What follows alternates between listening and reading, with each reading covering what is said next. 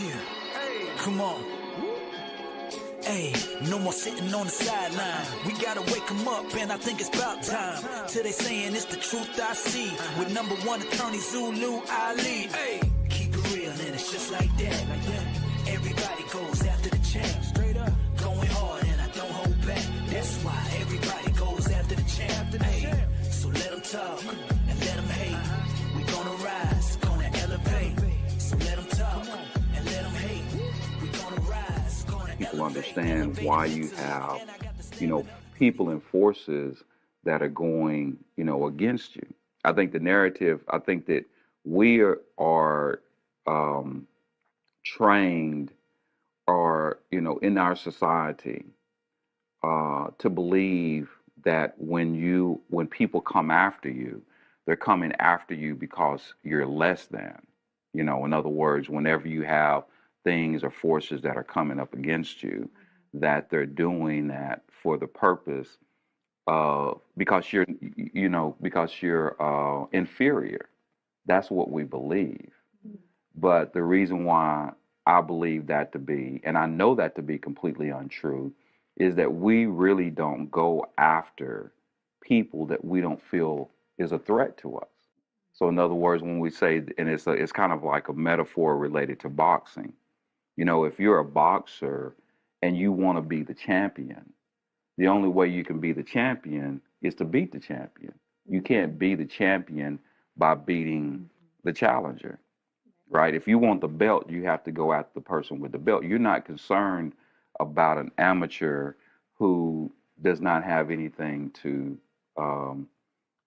prove, nor your beating them makes you successful. So if you go on television or you go and you're doing a publicity campaign, do you ever hear someone who is seeking to be the champion condemn someone who is not even in the championship arena? You know what I mean? You're going after the people who you think you have something that you want or that you're fearful of. And I think that the fact that these individuals are the reason that people engage in this type of behavior is exclusively because of their inferiority and their fear. And I think that sometimes we give them way more credit than they deserve. Inferiority is rampant, in our society. People who are given authority, because oftentimes people are given an authority because they're seeking something to compensate for their lack of, because of their inferiority. Another issue that I think that we have as far as Black people is that the idea of recognizing our greatness. I mean, oftentimes when we speak of our history, we speak of our history from a narrative that is more of a victim narrative or exclusively a victim narrative. Now, clearly, the history of African Americans in America and other countries historically is from the slavery perspective and from the colonization perspective. We're clearly, I don't believe that I think that what had happened to African Americans is the greatest crime against humanity in the history of the world. That's what I believe. I think what goes along with it is some of the other indigenous people in their own land, which we've seen that happen in North America and some of the other Americas. So, it's not exclusively, but those are horrific crimes against humanity. And, I'm very much of the opinion that when people go after people or when there's things that are thrown in your way, that when you understand, why it happens, then you begin to maybe are able to deal with it. It's just like, it is my mission and a very, very committed mission to change the narrative of Black people about themselves.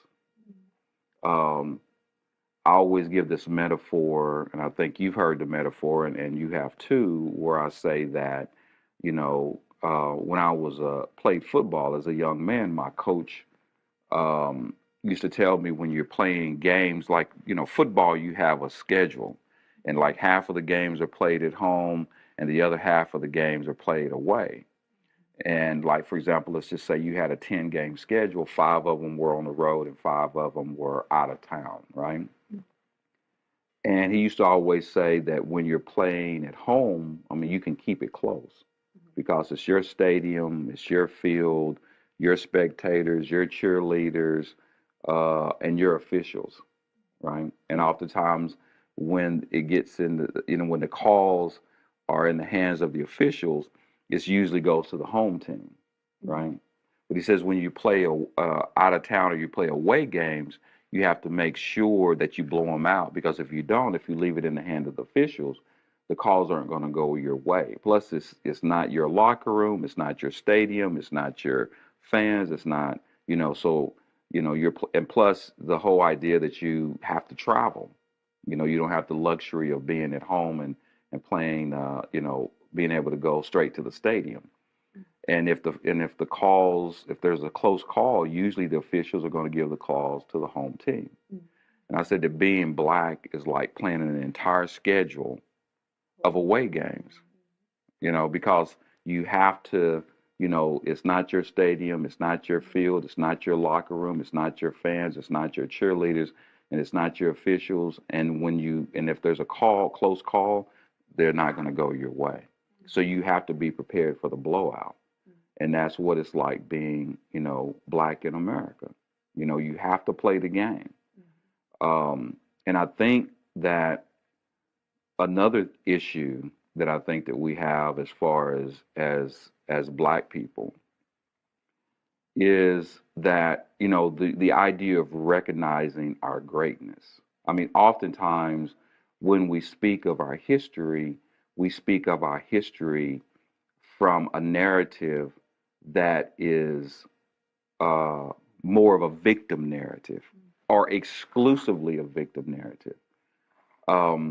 Now, clearly, the history of African Americans in America and other countries historically is from the slavery perspective and from the colonization perspective.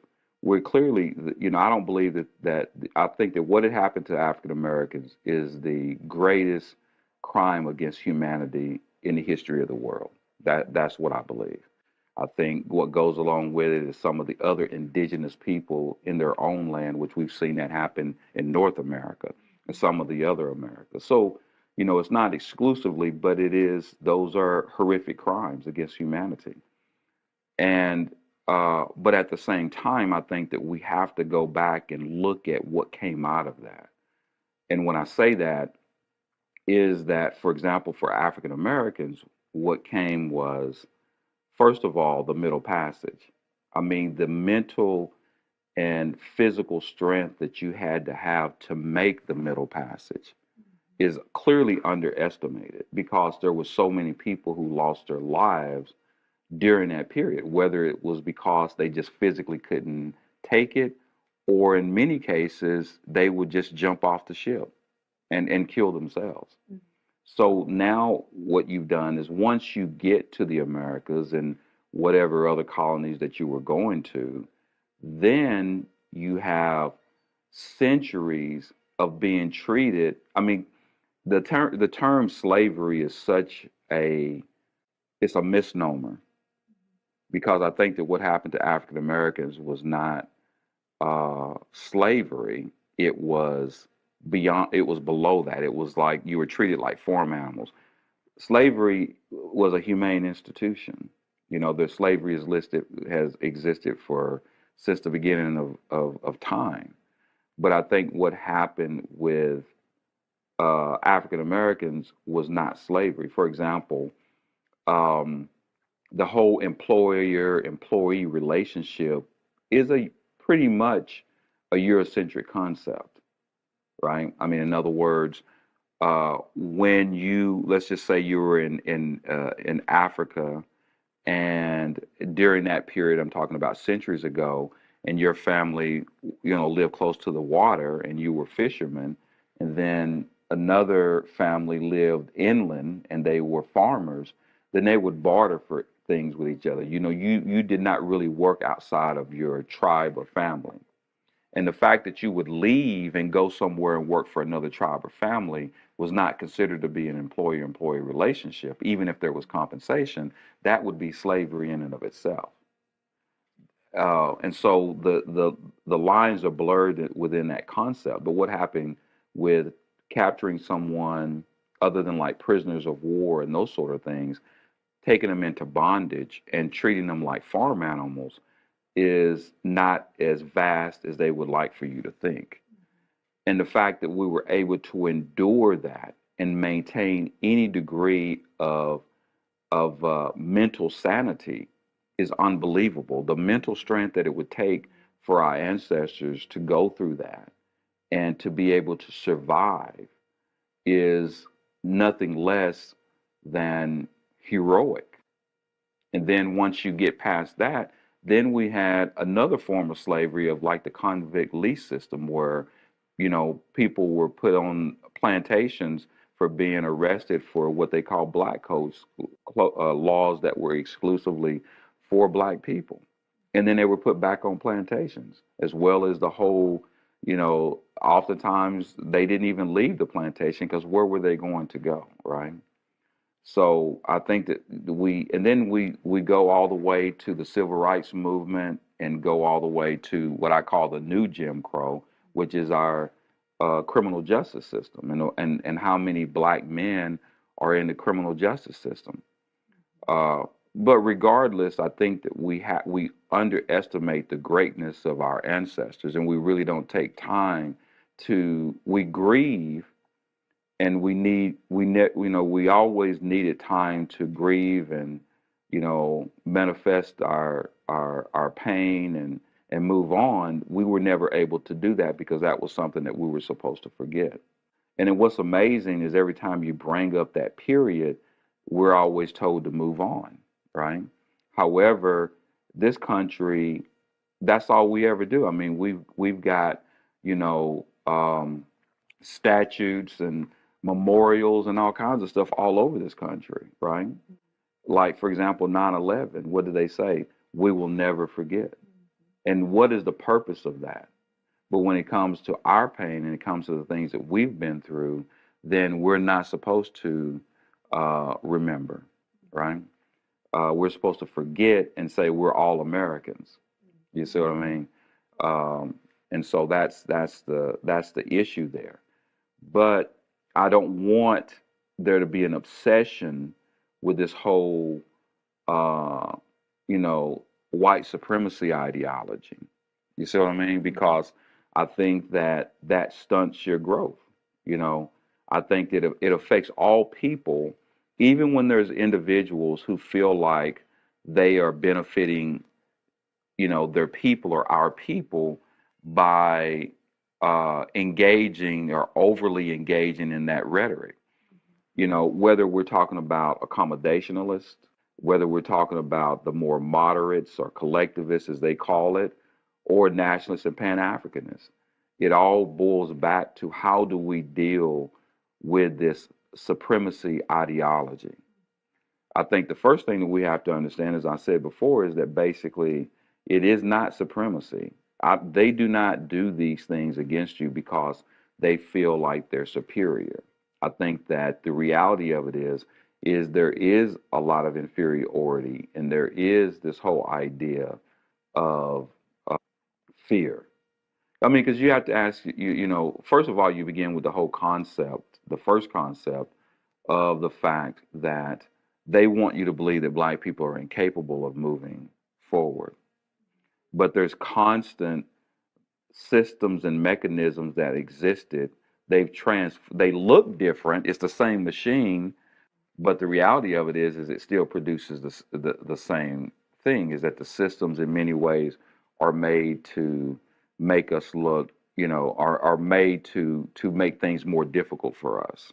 Even when it comes to trying to do research on individuals, and how children deal with things, or how adolescents deal with things. There's a lot of research about that for the schools, testing, and everything. The people who are making these tests and who are trying to create these criteria, they're all from a Eurocentric perspective. Most of the research has been done on, children who happen to be the majority, so to speak. And when I say that, I'm saying primarily white children or white adolescents. And when you're on this, when you begin to start doing research and creating tests or creating criteria or creating, you know, um, curriculums, they're done in a way in which it's geared towards certain people, but are imposed on individuals with different backgrounds, such as African Americans and other people of color who have a completely different paradigm than and experiences. The reality.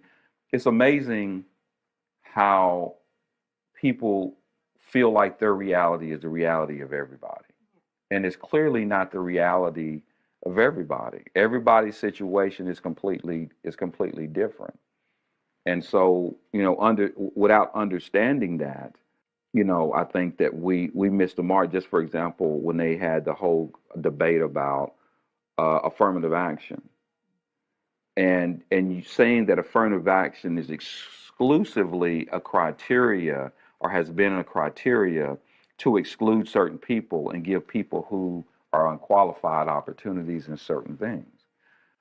But the reality of it is that the people who are actually benefiting the most from affirmative action are the majority. That's the first thing. Now, there's a different. I'll hit on that a little bit on a different perspective. But the reason that I say that is the reason why many of these institutions who are competing globally as being the leading institutions who are trying to, fighting so hard for affirmative action, is because they understand the difference between the training and education. I remember when I was in college, there was a debate between a professor from Temple named Malefi Asante, who was a nationalist, and then there was a Manning Marable, who I believe at the time might have been teaching at Columbia, but I'm not sure, and he was a communist, right? Or I want to say communist, but a socialist. Let me put that straight. And they're arguing debating over certain issues. And I remember, I was in the African Studies department, and after they finished, everybody went to Malefi Asante. They bought his book, they got him to sign it. I went to Manning Marable. I wanted this book, and I wanted him to sign it because I wanted to read his book, right? Because because I was a non-traditional student, I understood the value of understanding things that are not necessarily within your wheelhouse or within the things that you believed, right? I mean, of course, I would love to, if I'm reading a book from a scholar who has a paradigm that's completely consistent with me, then how is that an education? That's just kind of like reinforcing something that I believe in. So I never kick aside anything that's different than what uh, I'm doing. But that goes back, just going back to the whole the idea of supremacy and the fact that we are considered to be inferior. It also goes back to the whole idea that the biggest benefactor of affirmative action has always been white people, being that they're the ones that are getting, for example, legacy, type of admissions, where you're going to get in just simply because your parents went there or somebody within your family went there, and your connections, the fact that you have other individuals that are you're connected to that would allow you to do that, and most importantly, grades and test scores often are dependent upon your social economic status because your ability to pay for those things, right? I mean, so in other words, there like we saw that with some of the admissions here in California, where you had all of these wealthy people who were paying to get into some of these prominent universities. That was not exclusive or limited to those particular situations. Those were situations that happened probably all the time. And the fact that they have those connections, they know who to talk to, and when it comes to they are grooming these kids to go to these Ivy League schools when they're 6 or 7 years old. They're paying these tests. I mean, test preparation courses. They're tutors. I mean, if you don't have the money to go into some of these test preparation courses, or have the money to go to some of these, have to pay for certain tutors after school, then it becomes very difficult for people who don't have access to that. And sometimes we don't we tend to act like those things don't exist, but they're very much important when you're doing that. And many of us come from working parents. They had an early start in the race, and you're put at the starting line when they're halfway down the track.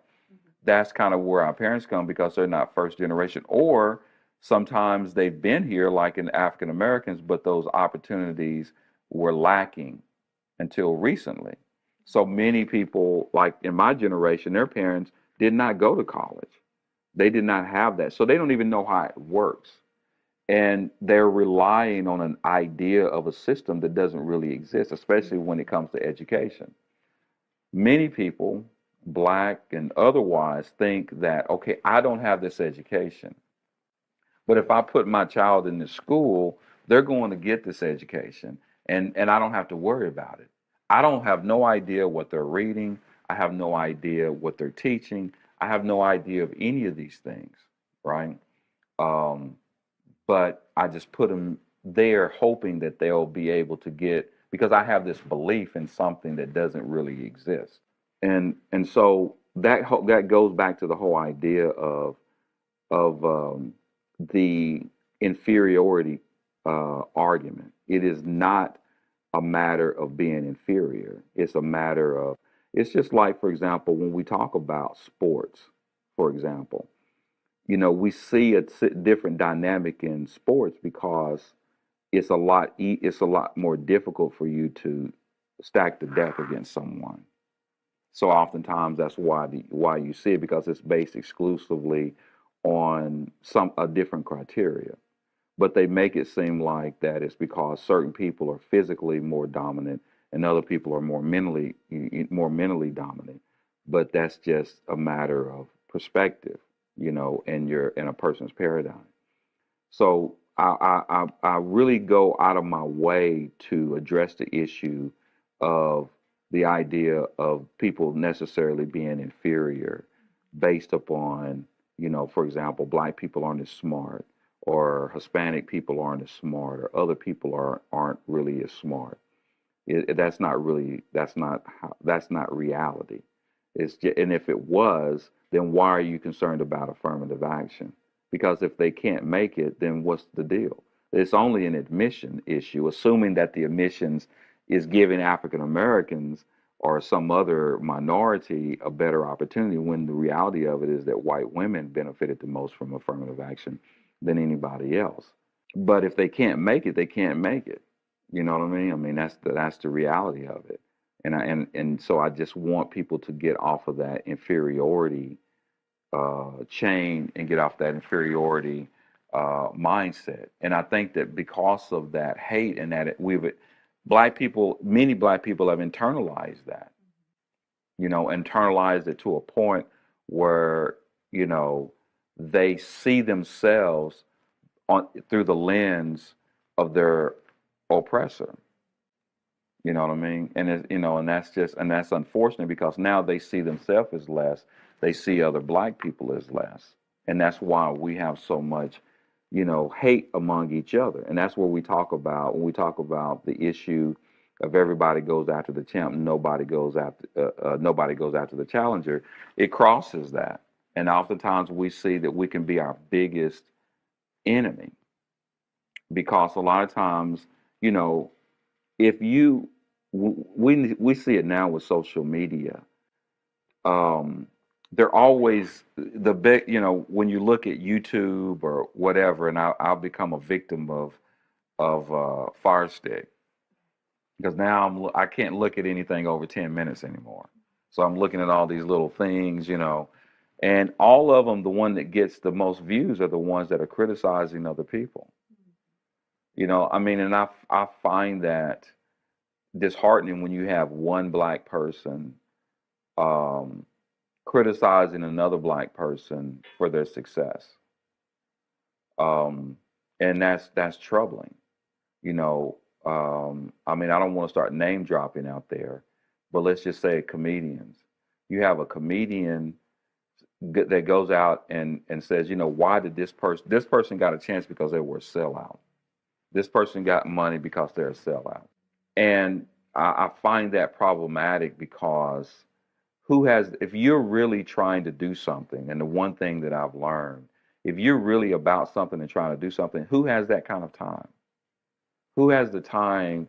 If you're on top of your game and you're the best at what you do, why did you have to stop and criticize somebody else and say, the reason why this person's successful is because he did this or this person did that. And I mean, it's all over the place that we're criticizing each other for our success. I mean, for me, you've heard it about Oprah Winfrey, you've heard it about Tyler Perry, you've heard it about so many other people within the entertainment industry uh, and other industries that are very wealthy, and there is just so much out there that criticizes them for their success and calling them evil people, or like Jay-Z and Beyonce, they're Illuminati.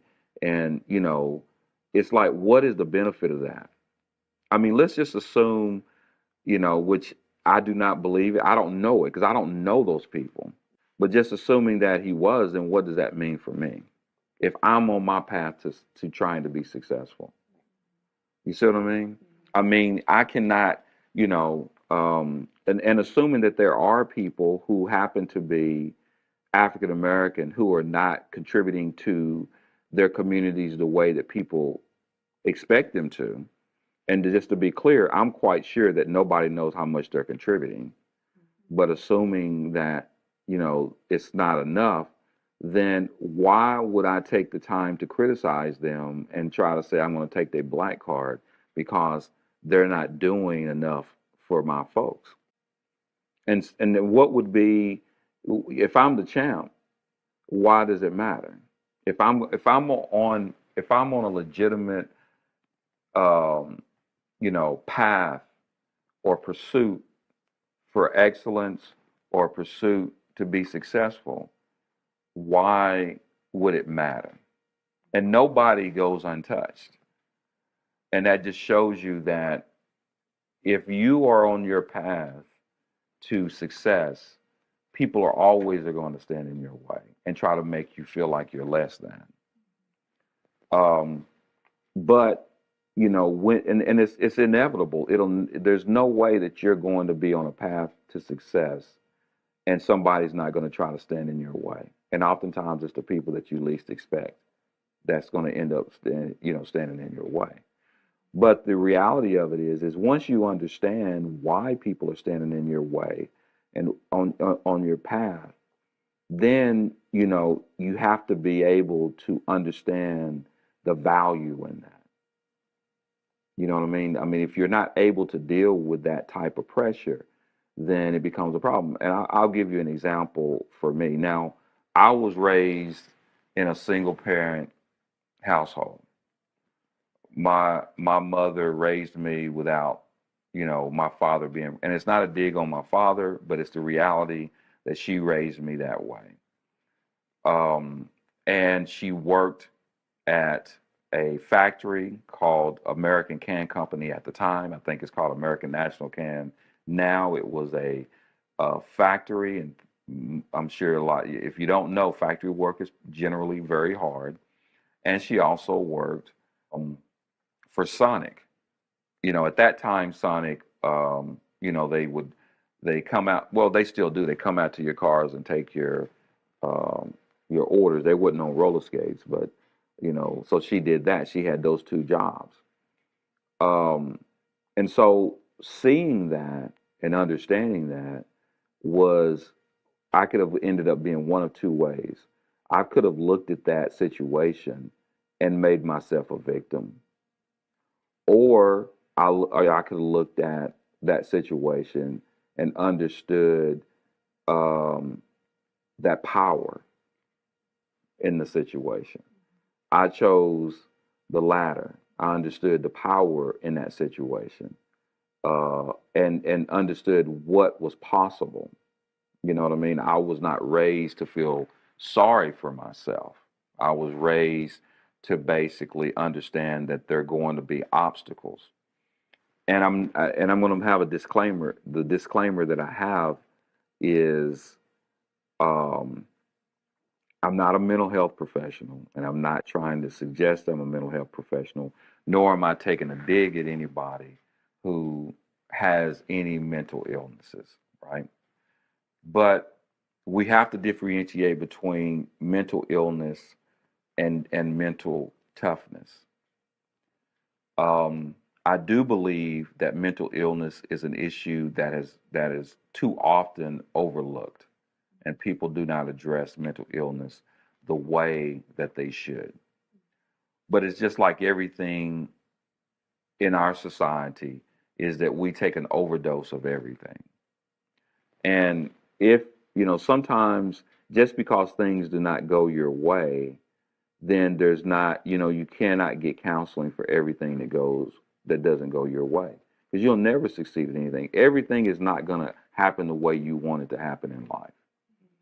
And if you're not prepared for that, then you'll never make it, no matter what you do, because that's just the way that life works.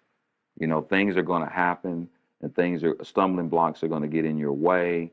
And, I know that there's a lot of, this is not a religious conversation, and I know that we all here are believers, but, um, God has a hand in it too. The devil is going to come after you too.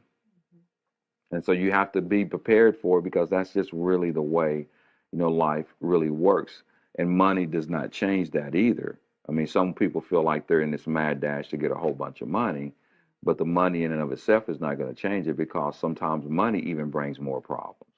Mike Tyson once said that people who believe that money will make them happy have never really had money, have never been rich before, never been wealthy, because it's not going to do it. There's other things that are just as important, and are more important. And um, and so when we're trying to raise our children, and that's what we see now. Now that you're seeing, people are wondering now, what's going on with our children? Why are they losing their minds and going out and just killing people? What's going on with these situations in these schools? Now, I do know that, I believe to a certain degree, I can't blame it totally, and I wouldn't blame it totally on social media, but I do know a lot of children have forces in their ear that maybe we didn't have before. But we also are in a time period where we're overprotective of our children, way too overprotective. We can't even discipline children anymore the way that we used to. I'm not suggesting, those people, with corporal people against corporal punishment and stuff like that. I mean, that's okay. But there has to be consequences. And, I think that we have to, teach children at a very young age that if someone teases you, or someone, because were you teased as a kid at all? Or were you teased as a kid at all? You know what I'm saying? So, if, that's part of life. Yes, people tease you in a more serious and more difficult way as you become older. But everybody is going to have to learn to deal with those things. And if you teach your children that, hey, if you get teased, I'm going to go up to the school and talk to the principal because you're not supposed to be teased, then what happens when you're no longer there and you're confronted with life and the problems and difficulties of life. You know, there's nobody that's going to come to save you. And that's the reason why at an early age, I think that we've gotten away from, like, there's this whole thing about bullying. And I'm not co-signing bullying, because bullying is not good and we should address it. But at the same time, you're talking to a child or someone and trying to teach them how to deal with someone who is being bullied, and you tell them that it is, you want to take them to therapy, and then you don't you're figuring out a way to make them a victim because they're dealing with something a lot of people deal with. Then they don't, how do they cope with things when they don't have access to therapy, or they don't have someone there to help them go through what they're dealing with? I mean, the world is not fair, and it can be a very cold place, and we have to begin to start trying to teach people how to deal with things from that perspective. um, and that's kind of one of the things that I try to do with the children and the people that I speak with, and I'm trying to mentor, how to deal with obstacles, not how to feel sorry for yourself, but how to deal with those obstacles that you go through. Um, and the more success that you get, the more people are going to come for you, right? I mean, if you're not doing anything, nobody's coming for you because you're not a threat to anyone. But I mean, especially as black folks, no matter what you do, people are gunning for you. Barack Obama, who ultimately, um, you know, had the blueprint, went to nice colleges, went to a good law school, very well educated, appears to be an individual who, you know, done the right things as far as family and his values tend to be in order. Look at people who come after him. And he became the president of the United States. And it's still not, and he's a black man. And people gun for him. His own people, other people, everybody figures out the way. I mean, a man becomes the president of the United States. He couldn't have had too much. Trust me, as a black man becoming president of the United States, if you had a lot of stuff, they would have got it. So obviously, this dude was almost superhuman, Superman, right? And so, I mean, like, throughout history, we've seen that. I mean, if you look at greatness, if you look at the heroes that came out of the Torah, the heroes that came out of the Bible, the heroes that came out of the Quran, um, the one common theme is the obstacles. Whether you're talking about the way that the Prophet Muhammad was treated by his own people, whether you're talking about Jesus, which we know how much he was portrayed, right? Or even all the way back to Moses. All of the prophets in the line of the prophets, the commonality is how did they deal with the people who went after them when their mission was even to help those people.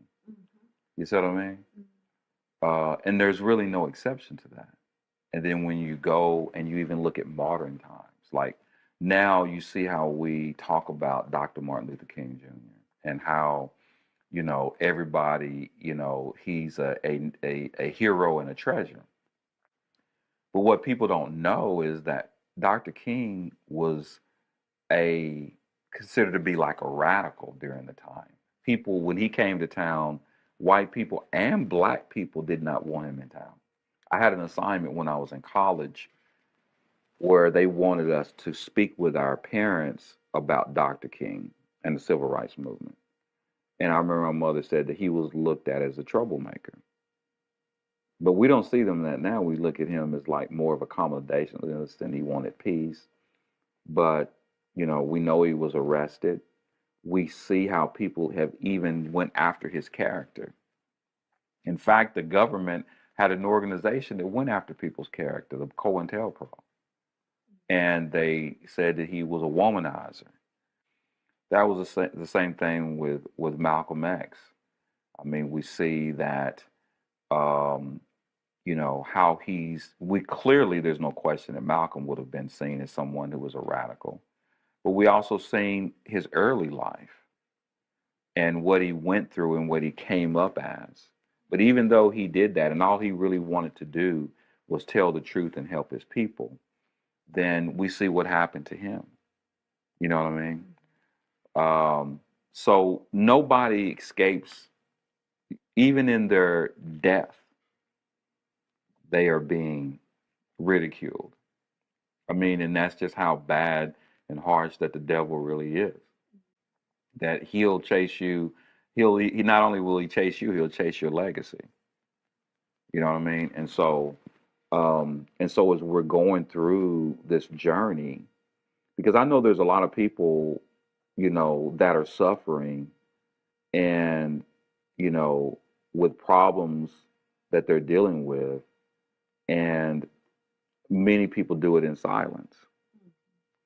And many people give up on their dreams because of those obstacles and because they feel like it's just like it's one thing after another. Um, and most people will give up, and it's my opinion. I don't know everybody, but I do know a lot of people don't even step into the ring because of their fear of what will happen if they pursue their dream. Because everybody's telling you what you can't do. I remember when I was in school, this is kind of funny, I guess. But I remember when, kids used to make fun of other kids who didn't do certain things. Like oh, you don't smoke weed, you don't drink, and they make fun of you, right? Soon as you smoke weed and you drink and you come to school, say, what do they say? Man, you are drunk, right? You an addict. The same people that made fun of you for not drinking and smoking are now criticizing you when you do it. You know what I mean? Because everybody wants to lead. It's amazing how everybody wants to lead you down that path. It's kind of like the good girl that goes bad, right? When you're the good girl, everybody makes fun of you. But then when you become the bad girl, then they have those nasty names to call you, right? Um, and that's just the devil, man. I mean, that's just how it works, unfortunately. And I think that my objective, and I want to spend as much time as I possibly can and committed to giving people that message that need that message, that when you're stuck, always realize that as long as you are close to your creator, and and have that belief and understand that in the final analysis, you know, it, it's written, right? And don't let someone take away what's yours, because the creator put this there for you. And on your journey of something that's going to getting there, there's whispers. He can't take it from you, but he's convinced the only way that you can be stopped from getting what's yours is if he can convince you that it's not, right? And that's kind of the journey that people go on. They're going on this journey, they see it, and there's these whispers. And if it's yours or it's not, it's already written. God made that for you. And people are always trying to figure out way, or well, the devil through people are trying to make you feel like it doesn't belong to you. And they whisper and they want you to quit. I can't do this. This is too much. You know what I mean? Um, and you're gonna have sometimes it's sleepless nights. Sometimes it's crying. Sometimes it's like I can't believe this. But if it's for you, it's for you, and you have to stay on that path, and nobody else can, and they can't take it away from you. And that's the way it operates, and it doesn't change no matter what your situation is, whether you're white, black, red, green, or brown. That is the reality of all of it. Um, and that goes for, the only thing that makes you stop somebody else's journey. So now you can't get yours. You didn't go after what you wanted to get, right? In the way in which God, in a godly way. So now you're going to get off track, and because I see you going for yours, I'm going to try to let the devil, he done got me off track. Now he got me messing with you, making you feel like you can't do something.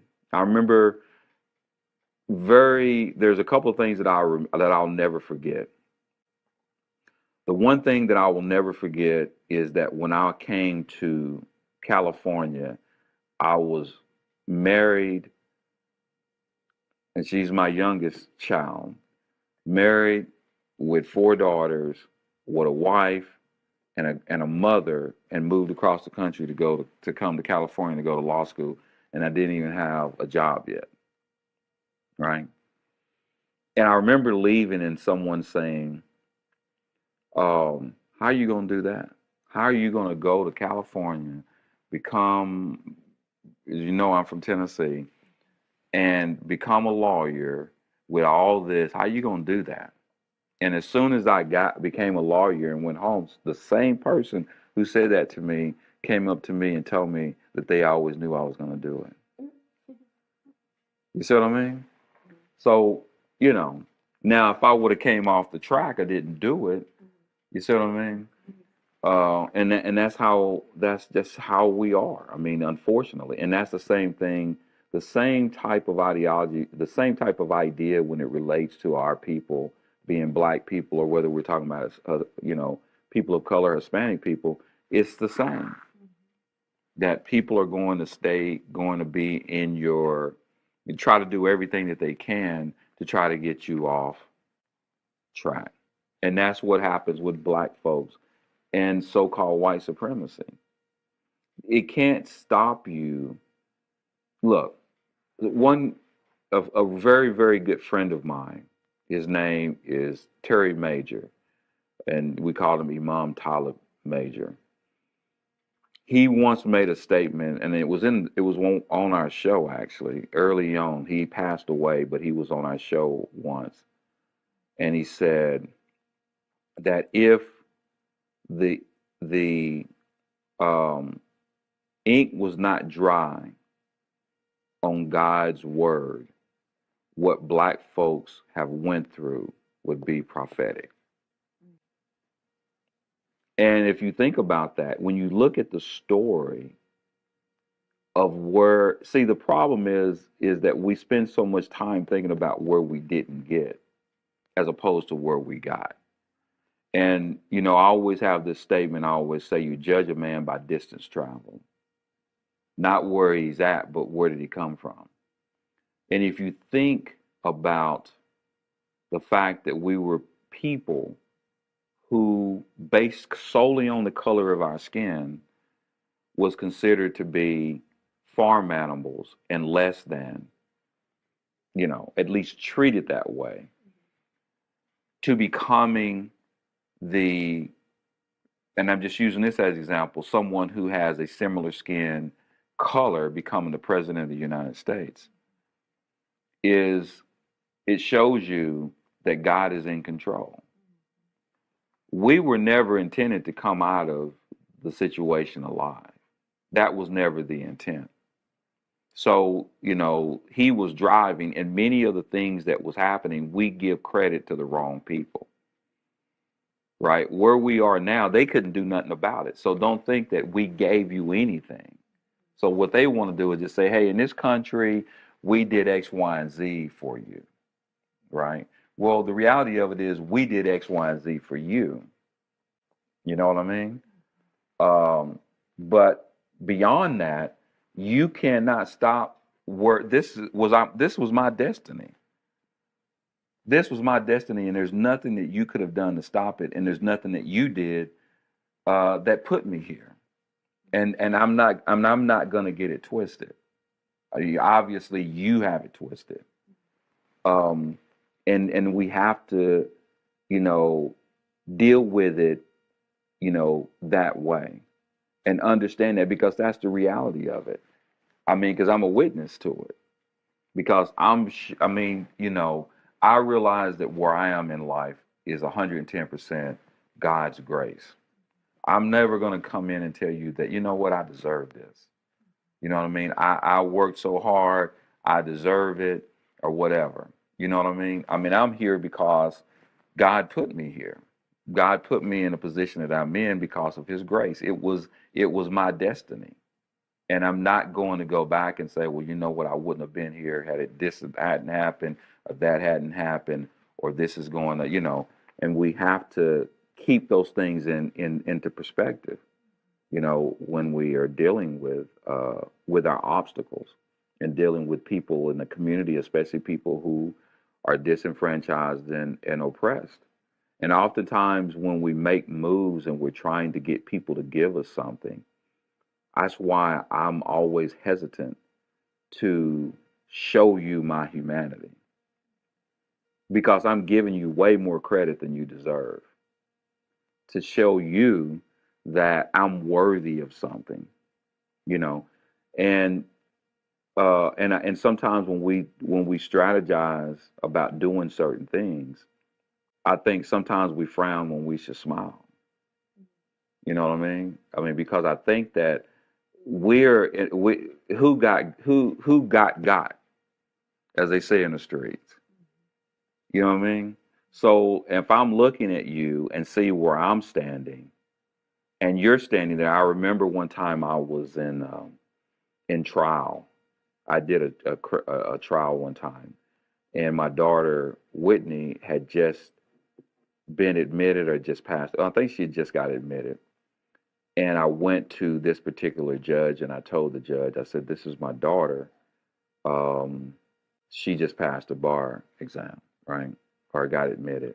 And his response was his pedigree, right? He tells me about his pedigree, which was a legal pedigree. Like, my daddy was this, my daddy was a lawyer, his dad, but whatever. And I told him proudly that my grandfather was a janitor who cleaned law offices, right? So who is impressive? A person who came from a grandfather who cleaned law offices, or you whose daddy's daddy was a lawyer? In my opinion, I think that I'm up on you, but that's just, I don't want to sound, I want to try to be humble about it, but that's the way I see it. Where did you come from? And and sometimes when we're dealing, and then how did you get it? And that's another thing that we often have to look at. What do we really want? Would you really want to be able to say, I'm successful because, let's look at the history. Whose history, let's just assume we're thousands of years from now, and I'm selling the most noble history. And my history is that, my ancestors were kidnapped or sold into slavery. They came across the Middle Passage. They spent several centuries in bondage. They went through societal constructive slavery, and then they ultimately uh, succeeded, right? Or would I would say that, okay, so my folks kidnapped people, killed some people to get some land. Um, we oppressed some people, mistreated some people, told people that they couldn't come into a country that I wasn't supposed to be in any damn way. And then I'm here, right? Keep it in perspective. Look at that narrative.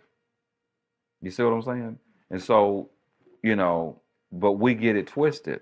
So what are we are am I telling you that I want your narrative? Because you're writing it, but I know better. And eventually, you know, the truth always comes to light, right? And so I think that sometimes we have to change the way we're seeing things and change the narrative and look at look at where we've come from, and we need to smile a lot more, and um, you know, respect our circumstances. You know what I mean? What you think? Huh? What you think?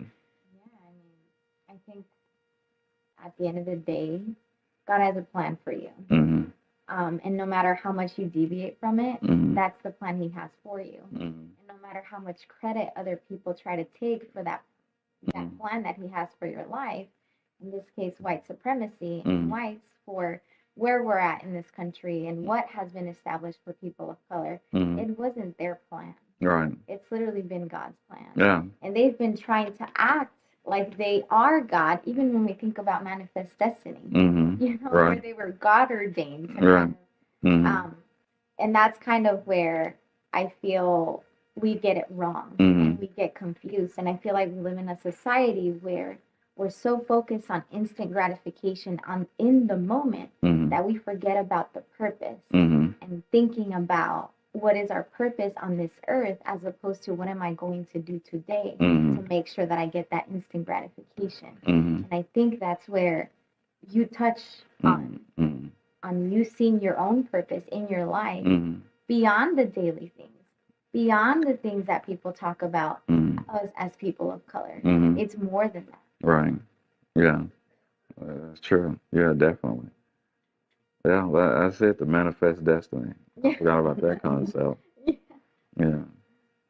So yeah. So what do you think as far as your influence? Because I know now you're trying to become an attorney yourself. I feel like I do face obstacles as far as like, being in the mindset of, okay, like certain people saying, oh, you're a little bit too older, Mm, maybe you can't do it, maybe you should really do something else, mm, or, a huge thing right now is like, get your certification, get a good job, mm, and that's something that's great for mm, people that, want something in the moment, or mm, like, oh yeah, I kind of just want this job for the moment, get mm, vocational training, and there's nothing wrong with that, but I mm, think there's a bigger picture to right. so much more, Yeah.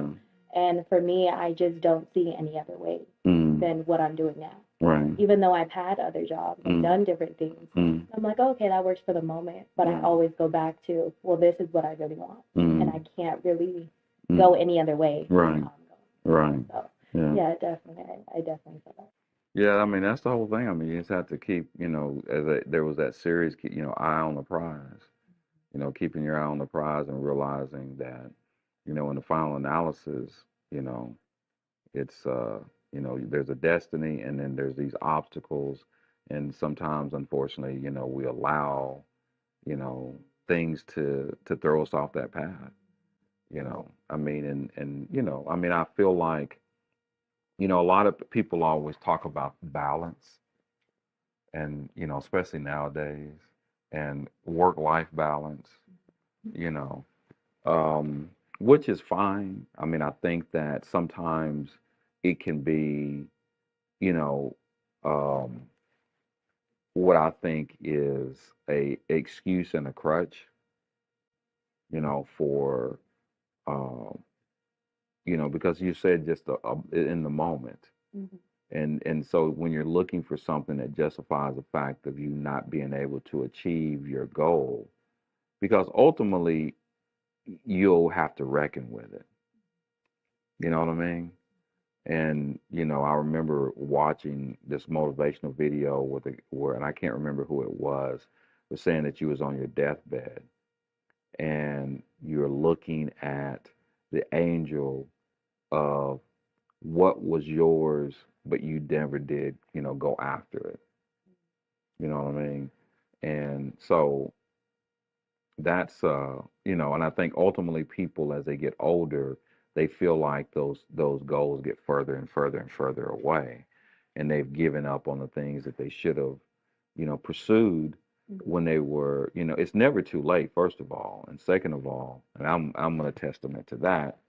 But second of all, um, when you have something that you're trying to pursue and you don't do it, there will be regrets in the latter times, in the later years. They really will, and that's the thing about time. Time never stops. I mean, when I was, I remember when I was getting out of the military and I was 18 and considering, retiring. I'm glad that I took again the path I took. I'm glad I took the path. But at 22, I thought 38 was really really old to retire. I could have retired twice almost by now. You know what I mean? But and I look back and think, no, that's crazy. But that's how we think until every day gets old, gets further and further. You look back and the time is ticking. I mean, you get at a certain point, you're like, man, had I done that then look where, and it just keeps, you keep procrastinating on that idea, you know. But I mean, it still comes back into full circle it still comes to the same thing when it comes to, you know, people, specifically African Americans, uh, who I so much would like to see, and again, I'm committed to the whole idea of changing that narrative. And I'm not of the opinion that someone can keep you. I mean, there's obviously, again, the obstacles are there. There's no question. I mean, they put, and it doesn't matter what you do, it's going to be way more difficult than other people, and they're gunning for you. And then when I say they're gunning for you, they're gunning for you. You know, and it's, I can look back and I can think of all of the, people who spent so much time trying to destroy me. And they were committed to it because they don't want to do anything, themselves. And yeah, I can just tell you firsthand. I mean, this maybe sounds like a conservative ideology, but you know, some people don't want to work for anything. You know what I mean? And it goes beyond race. There's some people that they just don't want. And I can tell you this right now. They could say someone said something the other day about immigrants, and now the workforce, which now is now the work balance workforce that don't really want that, in my opinion, and I'm sure I get a lot of criticism for making this statement, but don't want to work. I mean, as a business owner, who needs someone to come in and they need someone to work. I mean, I'll go in. You don't think I'll go somewhere else to find somebody that's going to work? And then you're going to complain because somebody else is taking your job? I mean, you don't want to work, right? You see what I'm saying? And I mean, you get that. I mean, that's a true statement that people are saying, and nobody wants to really address that. But there's a lot of reality and a lot of truth to that. And so, when you're in a situation nowadays, I'm just not feeling the whole, get as much as possible for the least amount of effort. And that's not, that's just not, you know. And if it does take you a little bit more to get where you need to be, and how do you do it? Do you just stop? In other words, when we talk about black folks and what we're dealing with, do we stop? And you have to keep going. Come on.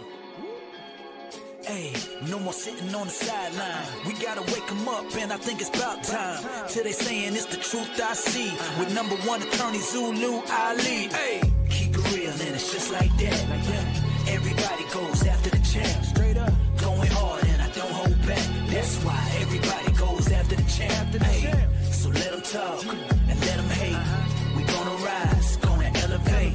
So let 'em talk and let 'em hate. We gonna rise, gonna elevate. Elevating mentally, and I got the stamina, ready for whatever problems, I can handle them. Yeah, I got the power to drive, and I ain't scared of them. Everyone goes after the champ, never the challenger. Yeah, dealing with the conflicts, envy, and the racism. This is my life, my peace. Now you ain't getting. I got Zulu Ali fighting, so I'm all good. Support your people on the real, yeah, you all should. I know the devil be hiding, waiting for me to slip, but I'll forever deny him. Whatever happens, I ain't worried. I'm in SoCal, rocking with a legendary attorney. Let's go. Keep it real and it's just like that. Everybody goes after the champ. Going hard and I don't hold back. That's why everybody